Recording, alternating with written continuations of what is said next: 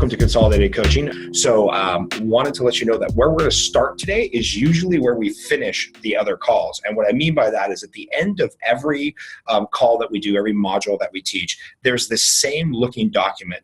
And it's page 1 of the handout if you have it in front of you. And it's basically looking at, how do you list the key takeaways? And then how is some way that you evaluate your business with this idea of start, stop, and keep. And John's going to talk a little bit about what that looks like, why it's important to put pen to paper, and then how to kind of evaluate that idea of start, stop, and keep. So again, this is where we usually end each module, but it's important to give you this context for how to evaluate this call, how to evaluate your business. I use this, quite frankly, to evaluate my personal relationships, and that should help. So John, maybe you can talk about that a little bit while I get the video up and running. Sure, and best of luck. Again, if you're just calling in, welcome. This is the Consolidated Coaching Module 1.1 coaching call. If you just called in, we're attempting to see if we can resolve the technical issue with our Zoom platform to find a way for you to be able to see the slides. And Scott, when you come back, we'll probably take a minute to just introduce ourselves. So why don't we do this? If you're calling in right now, if you have the handout in front of you, great. If for some reason you're in a place where you don't have the handout, that's also okay. But I'm going to make a comment on this first page in your handout, or it's the first page in our slides. I'm not sure if it's the first page in your handout, but it's the page that says stop, start, and keep.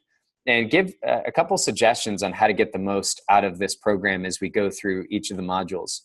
So the general pattern or style is Scott and I are going to be rotating between the two of us. There's going to be calls where we actually invite many of you onto the call who are members of the coaching program to share your wisdom on what's working in your world. And one of the things we invite you to do as you're going through this coaching program is to get the most out of this. A couple ideas. One is to be as engaged as possible during the calls themselves. So normally we have a video webinar that we're showing you slides. For some reason, the first time it's ever not worked. So if you're listening to us right now, you're only listening. You're not seeing the webinar. But our encouragement would be when you're going to come to these calls, it's tempting. I know this, how tempting it is to want to multitask. And in fact, there's a really good chance that half of you right now have one ear listening to this call, and you're probably responding to emails, maybe eating your lunch, maybe trying to figure out how you're going to put out a fire. And look, we respect that. You're all adults with businesses that you're running. You got stuff to do. But we would suggest that you consider for these calls to maybe take a different approach and to be as present as you can. Because what that can end up doing is really elevating and multiplying the value that you get from this program. So one of the ways that we encourage you to be engaged is to have the handouts printed out. And what we're going to be doing on most of these calls is there's going to be a fill in the blank. Part of the reason we use the fill in the blank is because it's one simple mechanism to help you to stay present, focused, and to keep paying attention during the call. And it's also a way for us to call out the concepts that we believe are most important. So this particular page in your handout that says key takeaways and also the start, stop, keep, what we would invite you to do from the moment a call starts until the moment that it ends is to be asking yourself this question, how can I proactively take value from this call, and how can I make a commitment or a decision to do something differently? Because if you came to these calls and the only intent was to be informed or inspired, well, we can commit to doing that. But if what we're looking for, what you're interested in is some level of transformation or the ability to really take your business to another level, that's only going to happen if your behaviors and your actions change. And at the end of the day, the key to that happening is you taking ownership of your experience through this coaching program. So we're going to make some big commitments to you. We're going to make big promises that we're going to deliver a ton of value through these calls and through these webinars. But you've got to do your part for us to do that, which is to be as present as you can, to be as focused as you can. In fact, on this call today, one of the things that we're going to be talking about is the idea of how to interrupt interruptions, how to protect your time, how to be present. Because part of being more effective, when you don't get paid, my imagination says most of you who are listening realize you don't get paid in your work for clocking in and clocking out. You get paid for results. And what that means is that every minute that you spend doing something the value is not equal just because you're here. The value is determined by how present you are and how much you can proactively get from these calls. So we're going to do everything in our power to drive that value. We take on a lot of responsibility. We don't take your time lightly. You're never going to get this time back. And we honor and we respect you for having the courage, being willing to take a commitment to be in a coaching program like this. So we've made a lot of big claims as in terms of the value we're going to deliver. We're pretty confident in that, but we just want to encourage you to be proactive, to do your part, because it's a two-way relationship. We're both responsible for making sure that your business in your world is transformed through this program. So Scott, I don't know if we've got the webinar piece resolved, but it may not matter. I think we've got quite a few folks that are listening in, even though they can't see the slides and they can't see us, which maybe that's a good thing, huh? I don't know. I was going to say, it's probably a huge net positive that they can't see my face. You're a little bit better looking than I am. But the good news is that everybody who's on the call should have the foundational schedule handout so you can follow along whether you watch the videos or not. And the great thing is what we'll do is we'll get the slideshow out to everybody. We are recording this so you can see us. You can see the slideshow. I'm going to reference the slideshow a couple times just so you can go back and watch this if you want. For me, when I read a book, a business development book, when I take a coaching program, when I've gone over coaching calls with myself and you, John, I usually record them and go back and review them early on a morning. A buddy of ours, Hal Elrod, author of The Miracle Morning, he's one of the people, obviously, who is a big proponent of getting up early. So what we can do is as you get this slideshow, we will be able to go ahead and rewatch it. I would pick a morning and let's just move on to foundational schedule. So again, if I reference the slideshow, what I'm really referencing is page 2 of your foundational schedule handout. So page 2 of your foundational schedule handout. And let me share the slideshow here, even though you guys can't see it, so that we can get the recording going.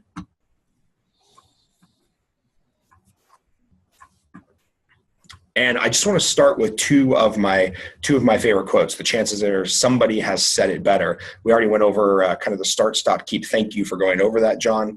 One of my favorite quotes, and for some reason this has stuck with me as a kid, even though my family really had no money to invest, is nobody plans to fail, they fail to plan. So that ran over and over and over when I was a kid from a Prudential investment commercial. And I remember that very, very clearly. And for some reason that stuck in my head, the idea of nobody plans to fail, they just fail to plan. And that's on the top of your schedule. I think that's very relevant to what we're talking about today. What I want to do is go to the next quote, which is, I have so much to do, I shall spend 3 hours in prayer instead of 2. And for those of you that don't know who said that, that was Martin Luther King. At the height of his popularity and his transformative work that he was doing across the country, he knew he was overwhelmed. He knew he had too much on his plate. And his response to that was that I can no longer just spend 2 hours in prayer. I need to spend 3 hours in prayer, setting up my day, focusing on my tasks, so then I can go out and make the most difference in the world. And not that the work that we're doing here within our mortgage companies is as powerful as what Martin Luther King was doing. However, it's relevant in the fact that the more time we take to plan our day, set up our activities, the more successful that we can be in those activities. So as we move on to the actual page 2 handout here, one of the things that I strongly believe as a loan officer is time blocking is dead. Anybody that tells you that you can plan 100% of your day is not working in the business. And what I'm bringing up on the slideshow, which unfortunately you can't see, and again, we'll get this out to you in the replay, is I had a 4-week beautifully drawn out Excel spreadsheet. It had my times color coded. Can you confirm that you can see that, John? Yep, it looks beautiful. Perfect. Yeah, it was a thing of beauty. It had my green time, which was profit time. It had my blue time, which was family time. It had my red time, which was processing time. And it was something that I could live by for about a week, maybe a month at a time. And then as this business gets reactive, as we know, the business of doing mortgages gets very reactive. There's a lot of stuff that we have to pivot and move away from one task to work on another. What I found was that it was impossible to find to stick to this time block And I would end up getting frustrated. I would end up having a lot of self-doubt on my ability to manage my time. And it ended up into a downward spiral where it did more harm than good. So in my opinion, as a functioning, producing loan officer, my thought is that time blocking is dead. So what is a foundational schedule? And this is where we get into the fill in the blank. So hopefully you have the handout, you're home with your handout or in your office filling in. What is a foundational schedule? It's about your commitment. It's about your commitment to working on your business and not in your business. And obviously right now we're having some issues, so you can't see the slideshow if you're on the call right now, but if you're rewatching this, you can follow along. Time blocking is dead, and this is about your commitment to work on your business and not in your business.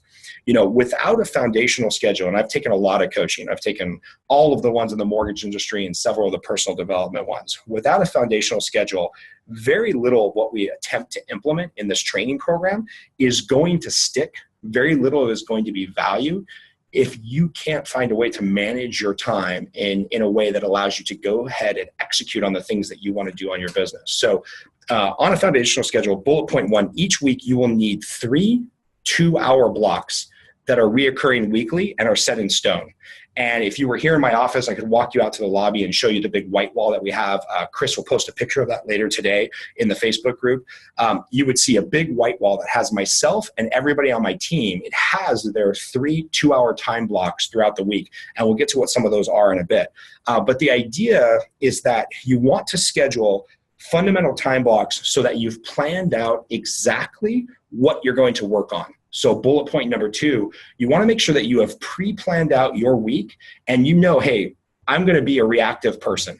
I know I've got to jump from a conversation with an underwriter to responding to a realtor to getting a pre-approval worked up in the next 4 or 5 hours because they decided they want to make an offer tonight. However, I know that these 3 times are sacred and these are the things I'm going to work on for these 2-hour blocks. The truth is that this time only represents about 5% of your entire week. And it should be time that you can adhere to every week. Now, look, things happen. I would be lying to you if I said that I follow my foundational schedule every single month. I do not. Or every single week, apologies. I do not. Sometimes things come up. Sometimes appointment can't be moved. But the important thing is that you want to spend this time focusing on your business. And just a little background, the reason I picked 3 2-hour blocks is because if you're really going to dive into marketing, for example, marketing is something that I spend a lot of time on during these time blocks. If you're going to dive into marketing, by the time you set up a database, write a high quality newsletter, do some research on some market conditions, something that you want to send out, it's really hard to pare down quality activities to a 30-minute or a 1-hour block. Inevitably, during that 2-hour block, you're going to want to take a short break to go get a coffee, get something to eat, use the restroom, whatever it may be. But we want to really keep those 2-hour blocks sacred. So I'll move on from that. What do you want to do during these 2-hour blocks? I think this is probably the most important part of the entire training. This time is going to be used to grow your business and focus on the following activities. So within these 2-hour blocks, we don't want to have those 2-hour blocks set up. Okay, I'm going to catch up on email, catch up on processing, and work on stuff in my business. Work on stuff that's stuck in my business. You want to work on your business. You want to work at the higher level, 30,000-foot view. I've heard all the colloquialisms. One day I'll be able to pronounce that word, John. And what you want to do is you want to take a step back. You want to work on your business and not get stuck in your business. So think of all the stuff you do on a daily basis for moving files along, processing. These are 6 hours to take a step back and think about, okay, what activities can I do that will serve the most buyers and referral partners? So page 2 of our handout here, towards the bottom, the bullet points, you want to pick activities that will serve the most buyers and serve the most referral partners. You want to work on improving your sales process and increase efficiency with your team. Now, this is an interesting bullet point. So one of the things that I do within this 2-hour time block once a week is I just review our scripts. I work on our sales process. I check in with my team.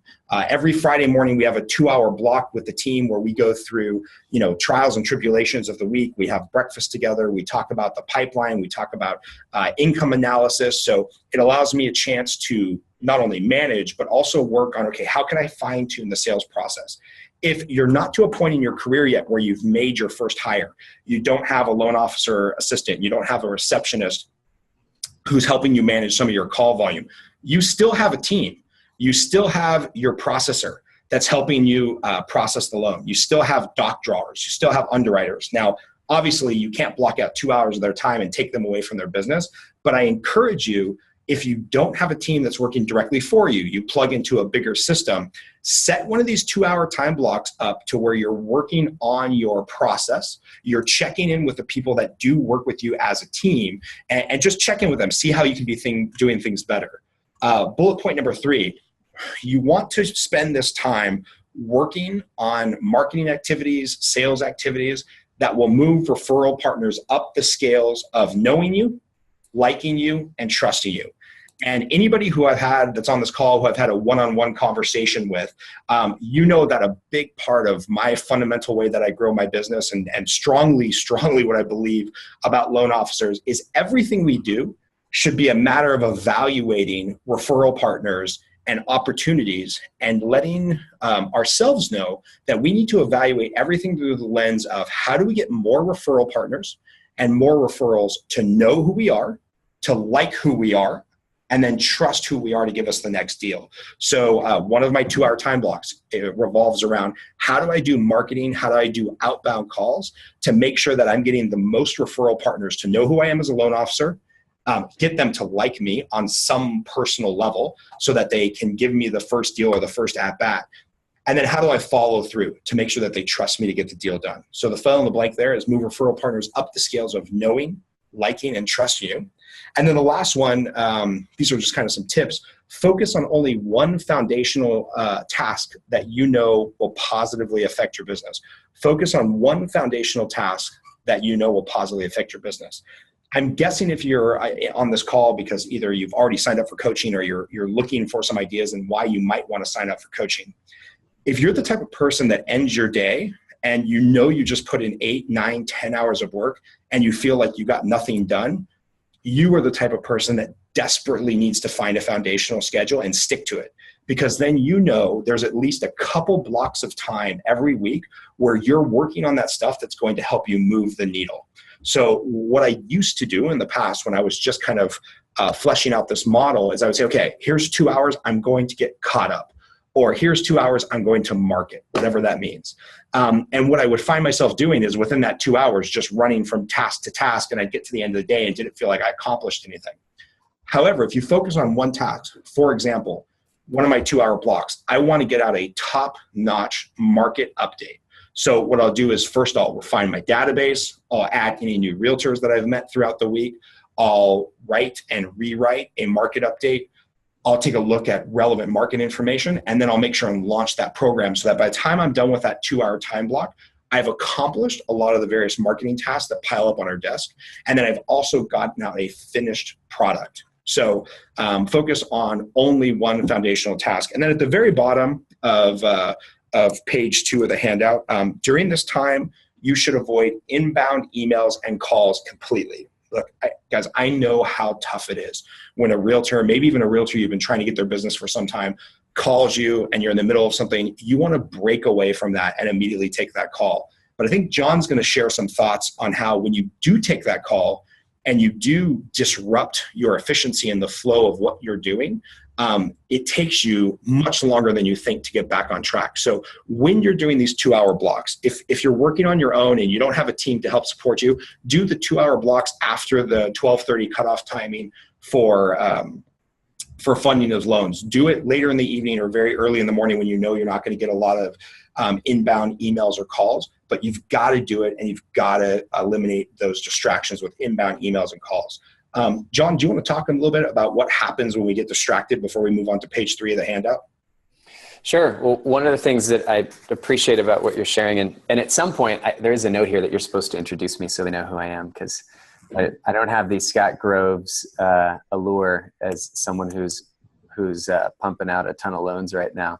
But one of the things I've learned in my experience is that when we, well, let me put it this way. So this module today is about managing your foundational schedule. Our next module the next month really is about really dramatically increasing your capability with your referral partners. Like one of the things we're going to teach is how to be really strategic and effective in any of your networking, because networking by definition doesn't work just because you're doing it. It's about how you go about it. So one of the things that we're going to teach are not only how to be strategic, but also very specific conversational skills so that you can put in the least amount of effort and get the highest possible outcomes in attracting the ideal referral partners. The month after that, we're going to be talking about clients. And I think we teach something like 8 or 11 different ways to build trust. And of these 8 or 11, when I first was taught these, most of them I was oblivious to. I was unconscious about this. And we're also going to talk about how do you really sell value and handle the most difficult conversations with your clients. So I just wanted to paint a picture that as this coaching program moves on, we get into these really tactical and strategic topics that are the lifeblood of your thriving business. But none of that matters until we build the discipline to be able to manage our time as effectively as possible. So I just wanted to bring to light that all the tools and strategies that we're going to share, the meaning that they have and the impact that they can have is going to be in direct proportion to our discipline in our ability to step back, to look at our time, and to be disciplined in how we use it. So I just want to make that comment, Scott, and plant some seeds for future coaching calls. Perfect. And John, something that I love about movies and I hate about coaching calls is that when a movie starts with the gunfight, I love it, right? So like think a Quentin Tarantino movie or an action movie you've seen where the movie starts out with the gun battle and you get a lot of excitement and you feel like you're getting a lot of value out of the movie in that first 10 seconds, 10 minutes, whatever it may be. Saving Private Ryan is probably the best example of that, of a movie starting with the gunfight. The challenge with some coaching programs that I've been part of where they start with the gunfight is on day one of coaching, they say, great, you've got to go out and make 40 phone calls every Monday to these 40 random top producing realtors. And if you don't do that, there's no chance you're going to be successful in this business. Well, that's not really sustainable, because if you're a loan officer who's in a position where you know that you need some coaching, you probably don't have 100% of the skills that it takes to relate, to connect, to network with those realtors. So really what you've just done is you've made 40 or 50 calls where you're probably going to get stomped on and not get the results that you want. And you might piss off those people and alienate them for the remainder of your career. I've done that, by the way. I've made that mistake. And then these coaching programs take the 10 or 15% of people that do have some success with that strategy and hold them up and say, see, this is our coaching program. It works because you made 40 random calls to 40 random people and some small cross-section succeeded. To your point, John, there's a little bit of pre-work that we've got to put into this process to blocking out of our time, because everybody signs up for a coaching program and they're really fired up. And if I told you all the only way to be successful is to make calls on Monday morning from 9 to 11 o'clock to 50 random realtors, you would probably do it just because you've spent some money, you're motivated, you're in that state of mind where you're open to suggestion. However, what we want to do is make sure that we set you up for the fact that if that works for you, you're doing it a month from now, 6 months from now, a year from now. As you've noticed, the coaching that John and I offer is not a subscription process where we just want you to pay money every month to us in order to get motivated and pumped up about making 40 calls. We want to arm you with the tools where you will be self-motivated, self-disciplined in order to go through the things that will make you successful as a loan officer. And don't get me wrong, making 40 phone calls every Monday morning might be the best way for you as a loan officer to connect and make sure that you're driving your business in a positive direction, but it might not be. And we also want to make sure that you have the skills for the other techniques. So that was my 2 cents there. Let me break away since we're 20 minutes in here and actually introduce Jon Berghoff. A lot of you are probably on this call because my name is Scott Groves. I work for a great company called Movement Mortgage, where I've been blessed through hard work, a little bit of luck, and the company to be the #1 volume producer at Movement Mortgage for the last 3 years. There's a couple great people on the East Coast that do a lot more units than I do with smaller loan volume, and they're giving me a huge run for my money, so they're motivating me in a lot of ways. A lot of you might be on this call because you've seen the volume or the numbers that I've done and some of the success that I've had in the loan industry over the last 16 years, and I appreciate you signing on for that. What we really want this to be, though, is a little bit more of a holistic approach to coaching, where you're going to get value from me as a loan officer, and I'm going to send you everything I have. My playbook is wide open to anybody that joins our coaching program. 50, 60 pages of scripts, checklists, workflows, charts, anything that I can give you to make your business easier, to make sure that we don't reinvent the wheel. That's what I'm here for. Now, Jon is here because he is an expert in the coaching arena across the board. So if you could see him, he'd probably be blushing by the end of my 2-minute biography for him. But I'll let you know, Jon, I'll just go ahead and you can tell me if I get any of this wrong. Jon made somewhere around 100 grand his senior year of high school selling Cutco knives, those high-end knives, door to door. So it was pretty successful at a young age. Went on to sell, I don't know, $1 million worth of Cutco knives. That escalated him to a training and sales manager and coach within the Cutco industry. That effectively led to an opportunity with the Vitamix. Oh, he just corrected me, $140,000 at the age of 17. Okay, now I've got to update my bio on Jon. Jon made $140,000 when I was still trying to figure out how to use AOL Messenger. So then Jon went on to work for the Vitamix Corporation, which is those high-end $500, $600, $700, $800 blenders that my wife talked me into buying at Costco because they did this great 3-minute demonstration. And although the mortgage industry does not correlate particularly well on the surface level with the blender health industry, some of the value that Jon is going to bring is when you're in one of those sales settings, whether it's knives or Vitamix products or mortgages, trying to get referrals from realtors, how do you build immediate rapport? I mean, the fact that somebody standing on an end cap at Costco could get me interested in what they had to say fast enough and then get me to pull out my wallet to pay $800 for a blender means that there was some technique there in building rapport and building trust and selling a quality high-end product that was priced much higher than the competition. So Jon adds a lot of value there. Maybe one day he will tell me the real numbers of what they grew the company to.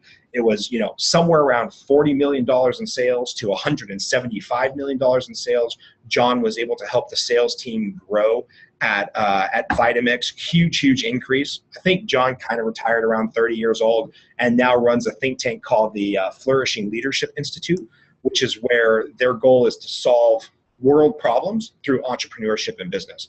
And, thanks to the special relationship that I have with Movement Mortgage, the great people we have heading that company, Jon was just very intrigued to come alongside and coach with us. So that's my 3-minute bio on Jon. I'm Scott Groves. I do loans. Jon's much more interesting. But between the two of us, I think we're going to give you a lot of the tactical tips, the strategic tips, and then also more of the academic and philosophical reasons behind, how do we affect what we're doing. So did I get that kind of right, Jon? Hey, it was good enough, man. It was great. Thank you. I appreciate it. I live just outside of Cleveland, Ohio, home of the world champion Cavaliers. Sorry, Warriors fans. And my wife and I have 3 young kids. We've got a 2-year-old, a 5-year-old, and a 6-year-old. So our world has plenty of activity and excitement right now. That's cool. And little does he know that I actually am co-hosting this coaching program with Jon just so I can get parenting advice from him, because I just had my first child. Karina and I have a 5-month-old that's awesome and like bigger than most 1-year-olds. So I got to find a way to keep her from playing football. Anyway, I digress. Let's go back to the slides. Where we're at is we're on page 3 if you're following along at home on the foundational schedule. And let me just share my screen here for the individuals who will be re-watching this. And so benefits of a foundational schedule, and I'm going to kind of go through this pretty quickly. Benefits of a foundational schedule: it is the foundation of any coaching, self-improvement, or business development program for a reason, and it's because it works. So the fill in the blanks there are, it's the foundation, no pun intended, of any coaching, self-improvement, or business development program for a reason, and it's because it works. Number 2, it builds repetitive and sustainable activities. Being a loan officer is more like being an accountant who lead generates is the fill in the blank, versus a realtor who runs from task to task. And I think for a lot of people on this call who work inside of a real estate office, whether you call it an AA, an advertising agreement here with Movement Mortgage, if you're with another company who has joint ventures, MSAs, whatever they're calling them, if you sit in a real estate office, there is a real temptation to attempt to run our business the way realtors run their business. And we know a vast majority of realtors who are not treating their business like a business. They run from listing appointment to showing to catching up with a client to taking a day off in the middle of the week because they know they're going to work over the weekend. There's a lot of realtors that I work with who are great and I love them and they're the lifeblood of my referral sources, but they're not really running their business like a business. And there's a real temptation for us as loan officers to say, yeah, sure, I'll cut over here, I'll jump over there, I'll meet a client wherever they want me to meet them. And by coming up with a foundational schedule, putting those simple 3 2-hour time blocks in place, you're going to build a repetitive business. And the way that I think about this is my accountant, Emil, who works across the street from me, this guy goes nowhere, takes no coffees, people meet him in his office, and he is just a lead generating machine who also happens to be an accountant. And he has his time blocks, he sits behind his desk, very boring job. But I think sometimes it's tempting for us as loan officers to get be allured somewhat by the sexy nature of run all over the place real estate career. And we need to focus back to our business, back to our desk. So I'll leave it at that. It allows you to lead by example and set a good precedent for your team. One of the things I'm really excited about Jon being a coach here is that he has led teams from, 2-man teams all the way up to 1,200 sales reps across the country and frankly around the world, because Vitamix and Cutco are now a global brand. And if you're not leading by example, if you're not setting a precedent for how you're going to manage your time, there is no way you can turn to your first hire, a loan officer assistant, your 10th hire if you build a mega team, and expect them to stick to their time blocks or stick to their scheduled activities because you're not leading by example. So pretty simple maxim, but I'm really excited as we go into month 2, 3, and 4.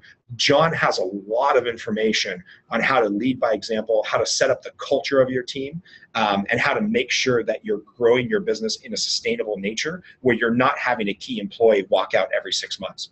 So I'm excited about that, but we'll move on.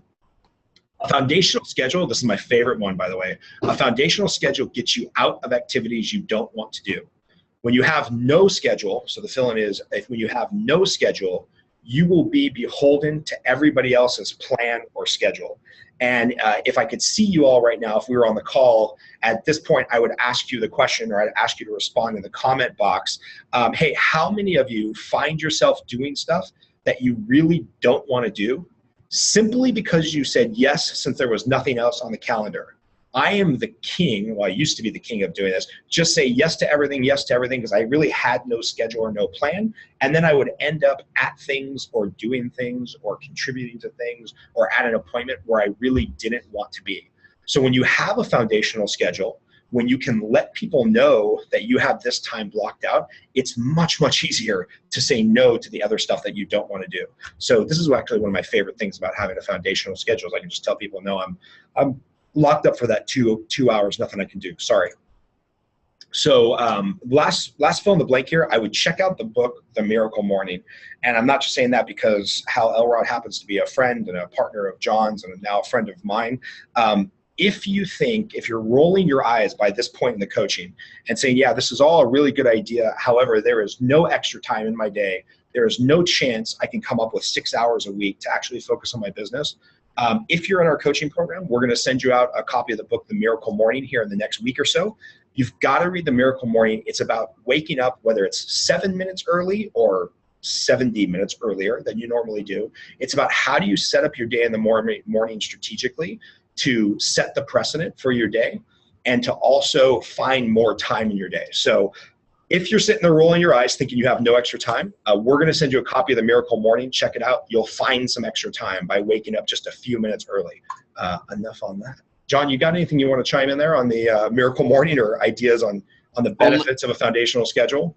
Only that Hal Elrod, the author of that book, will be joining us for an exclusive call just for this group in the next month or two. Awesome. I like having him on as a guest coach. He's a pretty sharp guy, a real student of personal and professional development. So if you could see this slide, you would just see that it's bonus. We have this also on the handout. If you're part of the coaching program, so frankly, if you're a paying member, because I just can't shoot this out to everybody just yet because it's not copyrighted. If you're a member of the program, I will help you personally clear out 6 hours of busy work from your schedule. Right now, there's stuff that we're all doing that is burning time. We're rewriting the same email for the 300th time. We're missing stuff when people go into escrow, and we're forgetting to have key components of the conversation, which then turns into an hour-long maintenance conversation 2 weeks, 3 weeks from now. If you're part of the coaching program, if you've already signed up, thank you. If you're thinking about it, just send us an email. If you're thinking about signing up for the 5 months, I'm going to send you within the next week about 50 pages of scripts, everything from how do you deal with a low appraisal, an appraisal in value, an intro email, a dealing with rate shoppers. We're going to send you about 50 pages of scripts in Word format so you can make them your own. We're also going to send you a bunch of marketing PDFs, a checklist, what conversations need to be had when your client goes into escrow to make sure you're hitting all the bullet points and not setting yourself up for 13 hours of maintenance conversations over the next 30 days. So we're going to send all that stuff to you as a bonus, just so that you can make sure that you're clearing out 6 hours of work every week in order to be able to stick to this foundational schedule. So on to page 4 of the handout. Wanted to take some time. Oh, actually, sorry. Page 4, we actually don't have a slide for. This is to be filled out here at some point in the future. We'd love for you to take 20 or 30 minutes after this call and fill out page 4. Brainstorm some activities of what you can focus on during your foundational schedule time block. So page 4, just start brainstorming. Hey, what are the things I know I've been meaning to do in my business? I really wanted to set up that top-notch database. I really want to be doing outbound calls to my existing clients. I really want to be doing outbound calls to the listing agents on the other side of the equation. In 2 hours, you could do 4 half-hour coffee appointments. You could host a lunch and learn. So I just want you to take some time brainstorming on page 4 here of the handout. What are some ideas that you can throw into this foundational schedule?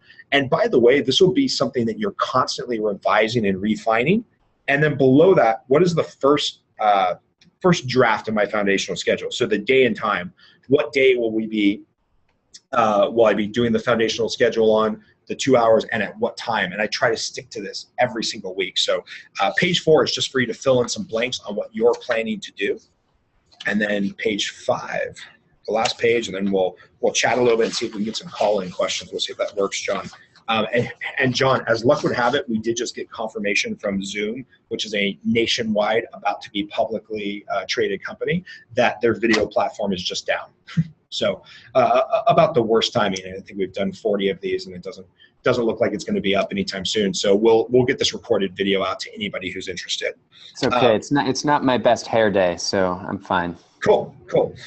So we were going to talk a little bit about how to stick to this foundational schedule, because I think this is the number one thing. We've got students from previous classes that have gone through with us that say, I really want to do this, John, Scott. I really want to honor my time. I know that these are marketing activities and outbound activities I have to be doing, and I'm simply not doing them. So what we've done is revise this page a little bit, John, to give people a lot of tips and tactics on how to actually stick to the foundational schedule. And this is something that I've struggled with. And it's constantly been about getting into those cycles of recommitment, not beating myself up, not feeling bad about the fact that I didn't do that 2-hour time block that I was focused on doing Tuesday, but today is Wednesday, I'm going to do this 2-hour time block because I'm constantly refocusing and recommitting, those cycles of recommitting back to my business. So John, do you want to talk a little bit about the 4 Ps and what that means to you? Yeah, gladly. I'm going to suggest that I cover those right at the end. That's my attempt at finishing with a strong finish. Got it. Yeah, let's keep those to the end. I think that it'll fit well there. So I'll have you keep going. Okay, perfect. So we'll come back to the 4 Ps. We put some places down there to make some notes. Just how to stick to a foundational schedule. There's a great YouTube video that everybody is probably seen. The Phil Knight, Just Do It. There's like 15 Nike commercials that are strung together. I'll post that link if you need some motivation. The simple answer is just do it. Just do the time blocks. Just you need to. Tip number 3 is, I would say, do not overschedule yourself. I would say the number one problem with everywhere from beginning loan officers to top producing loan officers is they try to overschedule what they think they can get done in a day. Just realize work is never done. Never, ever, ever on a Monday or a Friday or at the end of your career or right before you go to vacation. work will never be done. It just keeps coming. It's like that old video game Asteroid, right? Just more and more rocks keep coming until either you die or you win the game. Life is like that, but you'll never win the game. You just keep going forward with work. So don't feel bad. Don't overschedule yourself. Realize that not everything is going to get done. What I stick to with my team when they're scheduling events for me or when I'm monitoring my own calendar is I try to do no more than 3 to 4 events per day unless I've cleared off my entire desk. And I'll explain that in a second. So, don't overschedule yourself. That's the fill in the blank. No more than 3 to 4 scheduled events or appointments or phone calls per day unless, and this happens from time to time, if I know, for example, I have a lot of people that went into escrow and I need to talk to 5, 6, 7 conversations that are scheduled tomorrow, families plus realtors plus listing agents, I will spend some extra time at the end of the day clearing my desk. And I realize that this is much, much easier if you have a loan officer assistant or somebody that you can offload the next day's task to. But if you know you're coming up on a day where you've got to take 5, 6, 7, 20 calls and appointments back to back to back, stay a little bit later the night before. Clear your entire desk of both physical distractions and work distractions, and just know that nothing you do the next day is going to be reactive. You're probably going to ignore your email a bit, but you're going to go through those scheduled tasks. So a little caveat there to get you out of jail if you know you've got 10 or 20 calls. Bullet point number 4, I would leave 30 minutes before and after any time block or any realtor appointment.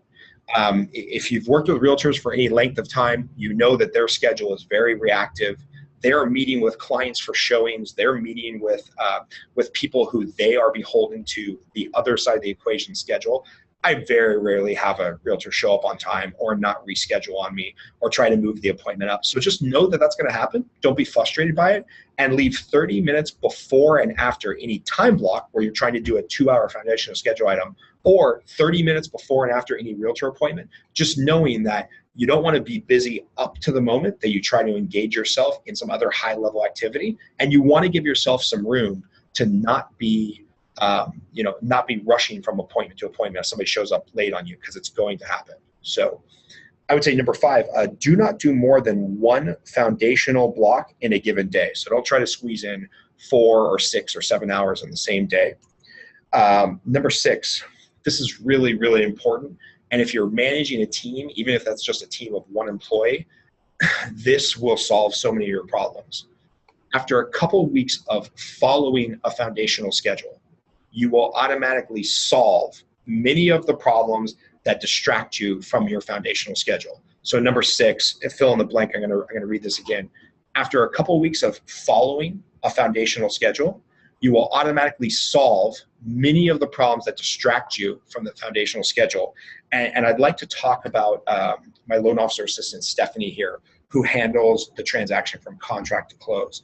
I instituted about 6 months ago a Wednesday afternoon status, we call it the Wednesday wow call. So Stephanie will spend the first couple hours of her day on Wednesday calling every buyer. And if you don't have a loan officer assistant, this should be you, the loan officer, doing it.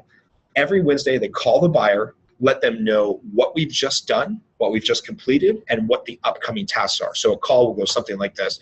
Mr. Jones, this is Stephanie. Just wanted to let you know that your loan is approved and the appraisal's in at value. We've just passed those 2 checkpoints. The next 2 checkpoints are you need to get our processor, Marlene, all of your documentation. I understand there's still 5 things outstanding.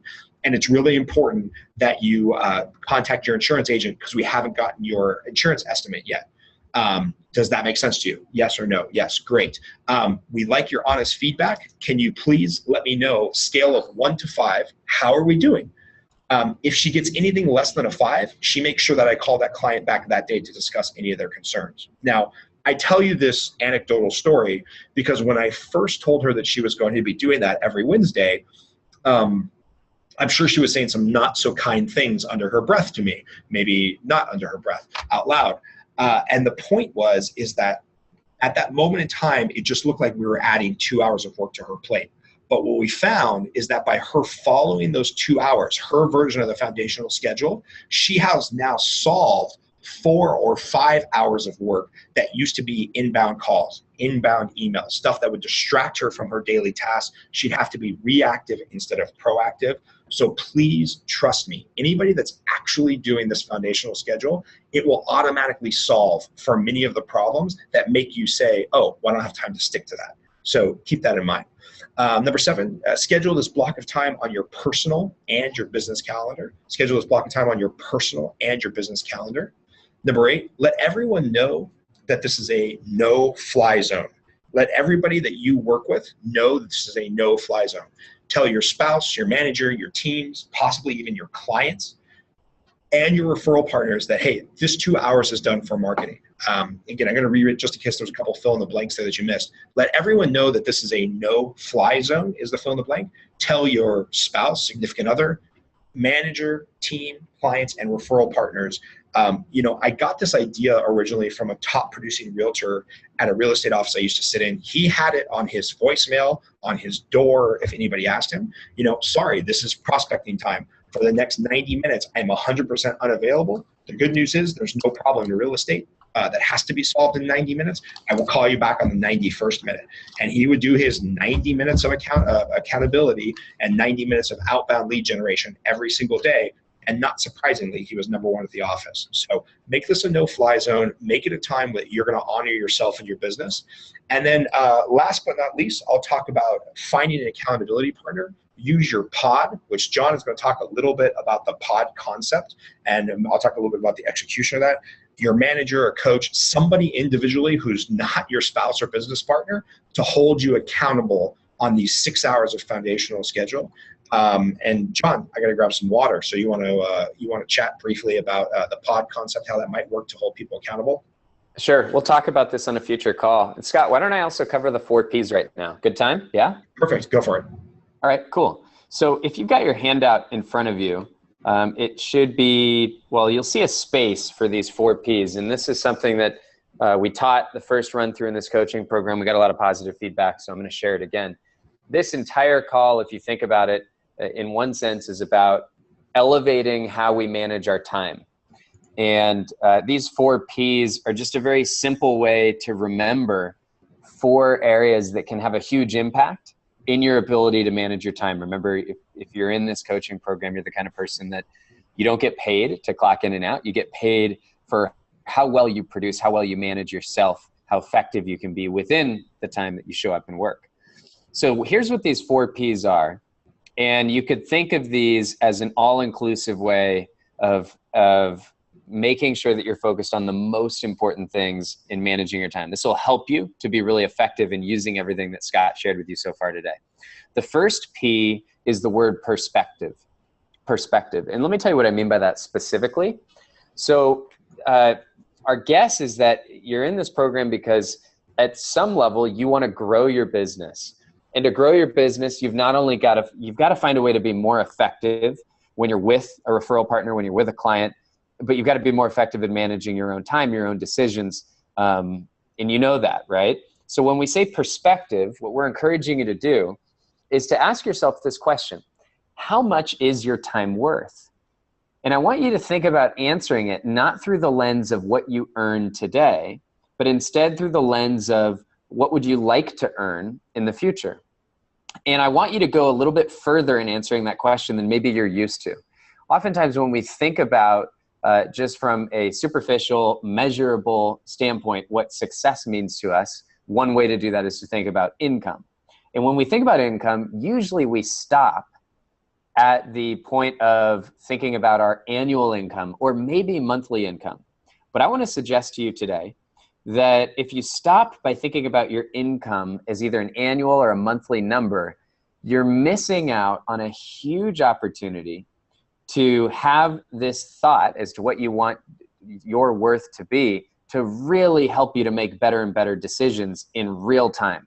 And so here's what I'm going to suggest you do. When we say perspective, I'd like to invite all of you, and if you've got a pen handy, do the math in your head or on paper or after this call. But I want you to go a little bit further. And when you ask yourself, what would you like your time to be worth? And for an example's sake, I'm going to use the number $100,000 because it's really easy as an example. There might be many of you who you're aspiring to be earning a lot more than that, or you already are. But for the example, I'm going to use that round number. Let's say you said to yourself, I want my time to be worth $100,000. So first things first, let's recognize that if you want your time to be worth that, what that means is you have to make sure that you're behaving and you're taking action today in alignment with somebody who's earning that. It's not the kind of thing where you wait until you're earning that and then you change how you behave. So how can you actually change your behaviors right now, or at least bring more awareness so that you're conscious of whether or not what you're doing is aligning with what you want to be worth? Well, one way to do it is to take whatever amount you want to earn, your superficial explanation of what do you want your worth to be, and to equate that all the way down to not just what that equates to per month, not even just what it equates to per week, but down to the minute. And the reason why I use the example of $100,000 is because very conveniently, if you're working 50 to 60 hours a week, if you work out the math, 50 weeks a year or so of working, it's about approximately, and it's not about an exact science, that's not the point, but it's approximately $1 a minute. So when I share that with you, I want you to let that sink in for just a second before we get to the second P. Imagine for a moment that you want your time to be worth $1 a minute, or $2 a minute, or $3, whatever the number is for you. When we start to develop that kind of perspective that, hey, every minute that I'm at work, I need to be realizing that every minute is worth a certain value, it actually can help you to develop what I would call a healthy paranoia. In other words, you start to think a lot differently about how much time we might allow ourselves to be distracted, or we might allow ourselves to have a conversation with somebody that's not driving our business forward, but it feels good in the moment.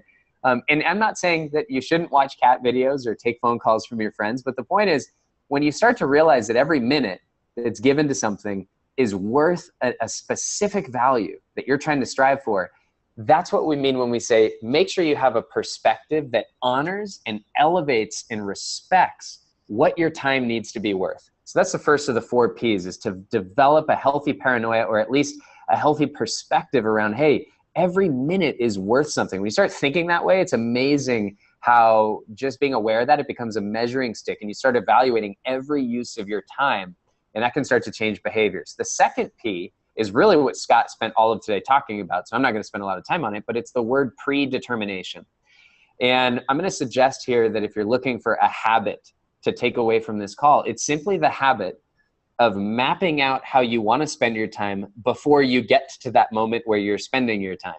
There's a shared mentor that Scott and I have, an author by the name of Dan Kennedy, who he's kind of a comedian when he talks about some of these topics, and he makes jokes about salespeople because that's his primary audience, and that's how he grew up as a salesperson. And he jokes about how most salespeople wake up every day and they spend a lot of their time trying to decide how to spend their time. And when he says it, it's a lot funnier, but he paints these funny pictures of people walking around, deciding how to spend their time, thinking about how they're going to spend their time. And then at the end of the day, when their head hits the pillow, they think about how hard they work, because our brains don't know the difference between thinking about working and actually working. It all feels like work.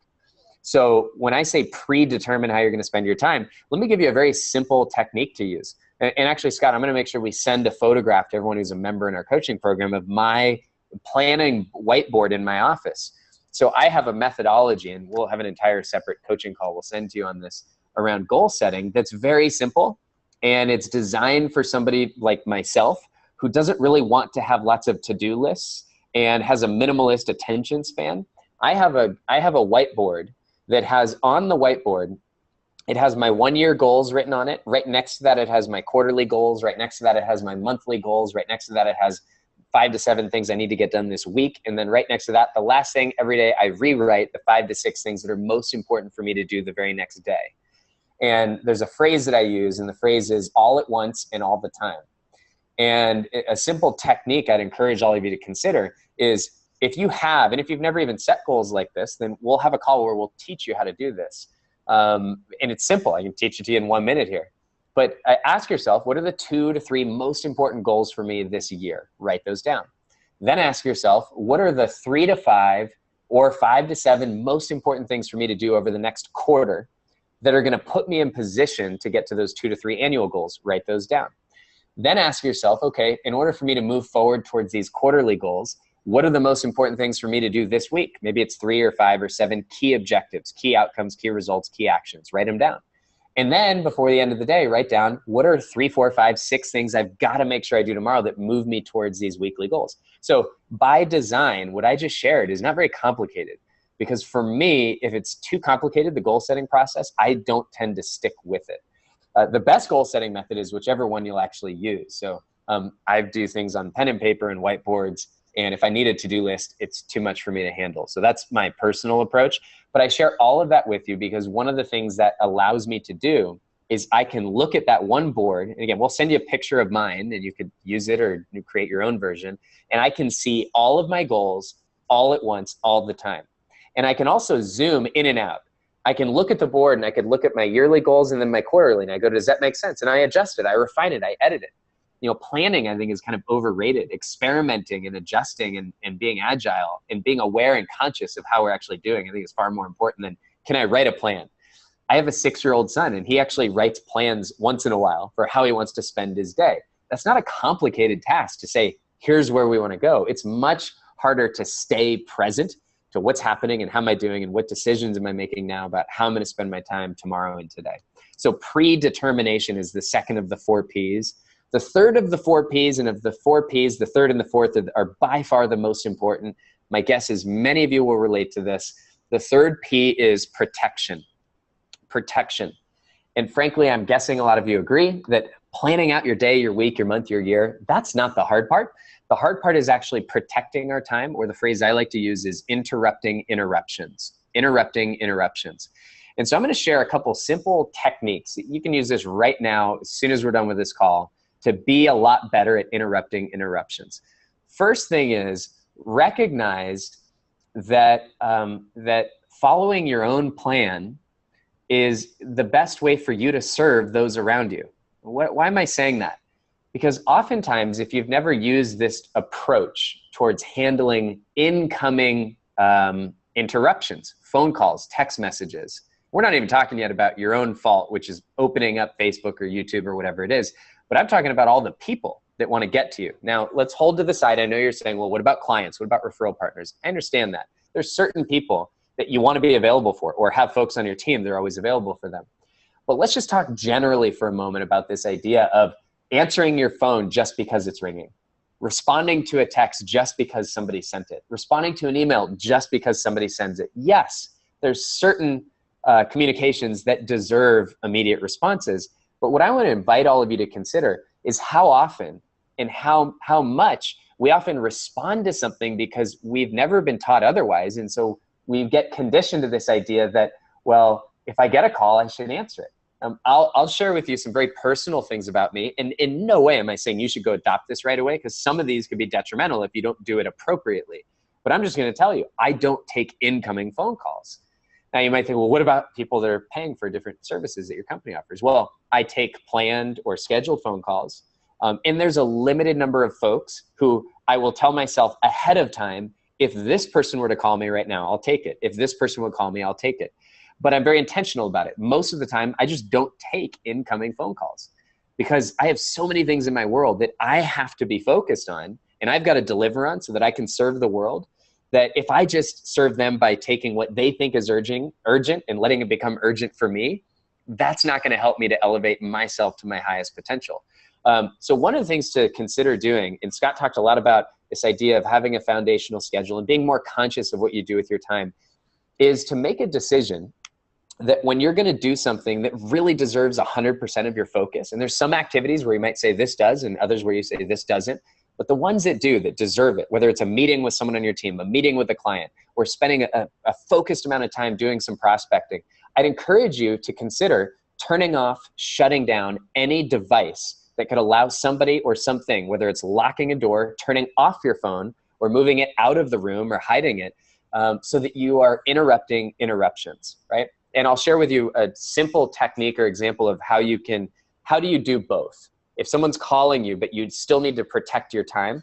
So a simple technique that I used over time before everyone who works with me really learned that we had to be a little more intentional with how we communicated. If somebody called me, what I might do right now is I might take my phone, I see who it is, and I might answer it and I might say, hey, Scott, I'm actually right in the middle of something, but I saw it was you. So I wanted to make sure I picked up just to acknowledge you. But because I'm in the middle of something, can we pick a time, maybe 3:30 or 5 o'clock today, where I could call you back? So what did I just do there? What I did is I took command of my time, and I showed tremendous respect for that other person, right? And now what's great is not only did I show him the respect, but when I call him back, that's going to be a higher quality relationship because I'm not trying to do 3 things at once.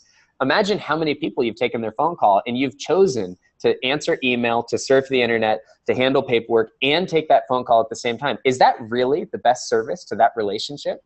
Versus if you just told them, hey, I'm actually in the middle of something, but our conversation is so important. I want to make sure I've got my full attention for you. And sometimes I will often say, can I just call you in 5 minutes from now, 10 minutes, 20 minutes? Of course, there's certain calls, maybe you're always going to take it. But I just wanted to teach this concept of interrupting interruptions and encourage you to build that as a habit, to be willing to shut down certain things, even if it just means shutting it down at the end of the day when you're at home with your family. I leave my laptop at work. I leave my phone in the car. Do I do that 100% of the time? No, but 90, 95% of the time, yes. The fourth and final P. Hey, John, can I cut you off there real quick on the protection? Yeah, I've got to tell you, this is a technique that I've been using for a while, and you said something really powerful there, which was, hey, this relationship and this conversation is so important to me. Can we schedule a time to actually talk? 4 out of 5 times with realtors, I will get, actually, it's not that important. Can you just tell me if you got the appraisal? Yes, no, what, you know, can you just tell me what rate I should put on this contract? I'm just getting ready to write it. I mean, it literally changes what could have been a 10-minute conversation of, hey, what's the market doing? Yeah, you know, we lost out on that offer because there was 13 other offers, and you talk and you talk and you talk. And then you get to a point where they're like, oh, what I was really calling you for was I need to know what rate to put on this contract because I'm getting ready to write up an offer. But when you frame the conversation of, hey, you're really important to me, I value this relationship, and I want to have a real phone call with you. Can we schedule a time 10 minutes from now, 10 hours from now to talk? Most of the time I just hear, oh, you know what? I don't want to waste your time, Scott. Let's just, you know, quick hit of what I was actually calling for, which now becomes a 30-second or 1-minute conversation versus a 10 or 15-minute conversation. I'm servicing the same number of realtors and getting the same, actually we're getting 40% more referrals in 2016 than we did in 2015. And I'm not any more overwhelmed than I was a year ago or 2 years ago. And it's because we're paring down the gossip and the talk just for the sake of talk down to the critical 30 or 60-second piece of the conversation. So I just want to let you know that even if you don't quite have the ability to put somebody off, it can be really powerful just to pare down that conversation by letting them know that you're protecting your time. Awesome. Awesome. So I'm going to share the fourth and final P, and then I think we're wrapping up the call here of these 4 Ps. And we hope this is useful and of interest. One of the things that we'd like to ask, and this is a way of creating shared learning across this program. In fact, in some ways Scott, I think this is an expectation we have if you're going to be in this coaching program, is we want to ask you to share your wisdom and your learnings with each other through the Facebook group. So when you leave this call today, we'd like to ask that you take 30 seconds, take a minute, if that's all it is, to come up with what's one insight from today that you're going to put into action. And that really helps to start to begin to introduce yourselves to each other so you can then start learning with and from each other. And to create some shared learning within the Facebook group. So I want to put out that request. And I think we even have a little contest. We have some giveaways and prizes. We didn't do this the first time around, but some incentives to honor and acknowledge those of you that step up and contribute within the Facebook group. So now that I've said that, Scott and I are going to find out what those incentives are, and we're going to announce them on the next call. We'll come up with something. We've got some ideas. The fourth and final P is, so the first one again was perspective, second was predetermination, third was protection, the fourth one is presence. And I'll make this comment about presence. You know, this concept of being present or being focused in the last 5 to 10 years has gained a lot of energy. And, you know, I don't think it's a coincidence that the struggle to stay present has become a big conversation simultaneously as technology has strengthened our ability to connect with each other, but also I think increased our challenges in staying present. And I think we all can understand on some level what I mean by that. And so I'm going to say this about being present. Being present deserves an entire coaching call itself. And so because of that, we're actually going to be bringing to you exclusively a woman by the name of Juliana Ray. And Juliana is one of the top mindfulness trainers in the world. She trains mindfulness meditation to the lead singer for Maroon 5, to professional athletes, to CEOs of billion-dollar companies. And she's someone who Scott and I happen to have worked with in other coaching programs. And we're going to bring her exclusively to you to run a coaching call. She'll answer all the questions you want. And I'm going to share with you the power of having some kind of practice and making it something that is disciplined. It's not just a nice idea. Although even if all you do is make the commitment that, hey, in this next conversation or this next interaction, what can I do? You ask the question, what can I do to be 100% present in this moment or with this person? And you start to build that as a habit and as a discipline. That's powerful and it's important, because if there's one common denominator, if there's one fundamental skill set to being more effective as a professional, we could talk about communication techniques, we can talk about networking, we can talk about handling objections, and we will in all these future calls all day long. But I think what we've come to realize is that the ability to build and develop our own attention skills is the fundamental ability that makes us better at all the rest. And so when we bring Juliana on, she's going to share with you that when you actually have a regular practice, now you might call it prayer, you might call it mindfulness, you might call it meditation, and it could be any derivative or type of practice to practice being present. It's also something you can achieve through sometimes sports or activities that draw you into the present. One of the things that Juliana will teach you is that there's 3 specific attention skills that you get to build when you intentionally have some sort of mindfulness practice. Those attention skills are, number 1, concentration power, which is the one that we think of first. It's the ability to stay focused on whatever we deem to be most important at any given moment in time. The second 2 attentions, think about, just as soon as you hear that, you go, wow, I could use that, right? Concentration power. If I could stay focused on what I deem to be important, that would be nice. The second attention skill that you build is what's called sensory clarity. Sensory clarity. This is where this starts to get really scientific. Sensory clarity is the ability to discern or detect or distinguish within ourselves, whether it's a physical feeling, an emotional feeling. It might be chatter in our minds where we're talking to ourselves. It might be images where we're seeing things that we want to have happen or that we don't want to have happen. Sensory clarity is the ability to detect our moment by moment internal sensory experience so that we can catch ourselves early on and we can notice when we're not at a full attention state. We can notice when we're not present instead of noticing it long after we've wasted or we've left the opportunity to bring full presence to a really high stakes interaction with a client, a referral partner, or a team member, right? And the third attention skill that Juliana is going to teach you how to build, but it's also helpful just to know these and have these labels. It can actually be helpful just to hear this, is what's called equanimity. Equanimity is the ability to avoid the push and the pull that comes from our internal experience. If you imagine a stressful moment, say something goes south on a deal, all of a sudden there's all sorts of chatter in your head, visions, frustrations, emotional feelings that come up. And sometimes these stressful moments can pull us in different directions and they make us ineffective. These stressful moments, if we don't get control of them, they get control of us. Our ability to think, we say things that we regret. Our ability to make better decisions, to stay focused, to see new opportunities, to actually connect with people, those all go down. And those, I'm not just saying this because it sounds nice, from a neurological perspective, that's what happens. The part of your brain that's good at connecting with people, building relationships, seeing new opportunities, solving problems, taking action, staying focused, every single one of those shuts down when our negative emotions take control of us. The toughest part of this is that when they take control, it's unconscious. So that's why we're bringing Juliana on. I just gave you a 2-minute sales pitch for why it's so important for us to bring her to you, because she's the best in the world at teaching. How do you actually get better at these 3 attention skills? But I also feel like by sharing these with you, it can elevate the importance that you might give today, leaving this call, to being more present within anything that you're doing. So Scott, those are the 4 Ps. And John, what is that? Yeah, so the people that are on the call, you'll see this when you rewatch the video, the people in the video, I'm holding up a little vanity mirror, a little $1 makeup vanity mirror. And one of the things that I worked with Juliana is that I have a really hard time, and some of the negative feedback that I had gotten from some of my realtors and some of my clients was like, hey, you got the deal done, we really appreciate it, but there wasn't a whole lot of warm, fuzzy personality.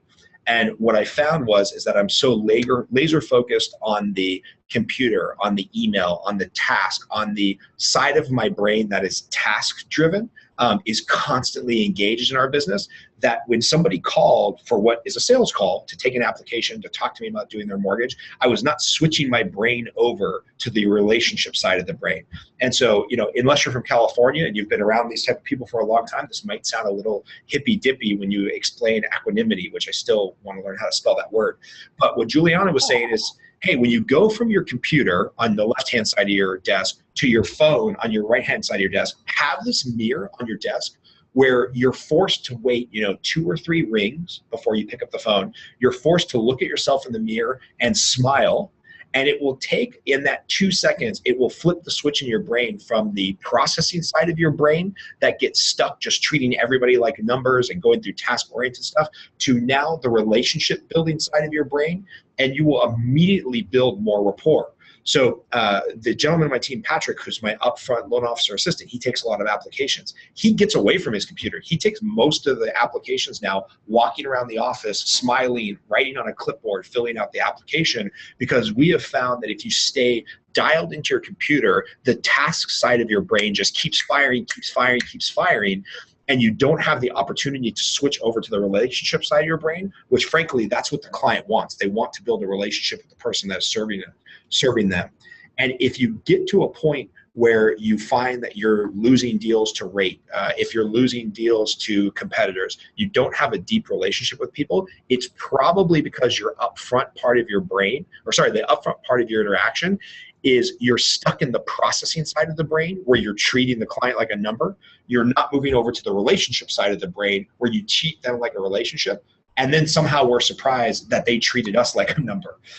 So anyway, that's my last closing tip. We're already about 15 minutes over where we usually go. I'm embarrassed by the fact that Zoom wasn't able to get their video up, which means we weren't able to have a lot of interactive Q&A. But just so you know, if you're in the coaching program, if you're thinking about joining the coaching program, one of the things that we really value about hosting these calls live is that the questions, the answers, the interaction, the chat from the participants, which will show on the right-hand side of your screen in Zoom, that really helps us lead and drive the conversation to where you, the recipients of the information, want it to be. So thank you for putting up with our technical difficulties. Thank you for calling in.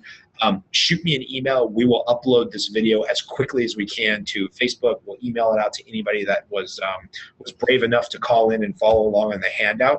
And then, John and I will come up with something cool as a trade-off for the fact that you didn't get to see our face for the last hour and 15 minutes. So thank you so much. And John, do you have any parting words before we jump off?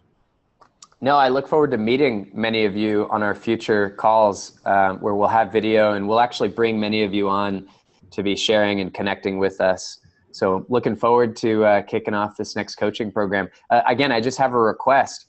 If any of you who are on the call today, if you could go into the Facebook group, Scott, we'll make sure they get a link to join that and share what's one insight, one item of value that they're going to put into action and put to work. That'd be great. And don't forget to use where we started on this call, stop, start, and keep. If you get off this call and you brain dump everything we just talked about and you don't think about your own business, you're not going to get the maximum value. So don't go back to your phone right now. Don't go back to your email. Spend the next 10 or 12 minutes going through, okay, based on what I just heard, based on some refresher or some reminder I got, what do I want to start doing in my business, stop doing in my business, and keep doing in my business to move the needle in the right direction. So thanks for joining us, John. Enjoy your flight. We'll see you back in your office next week, and we'll talk from there. Take care. Thanks.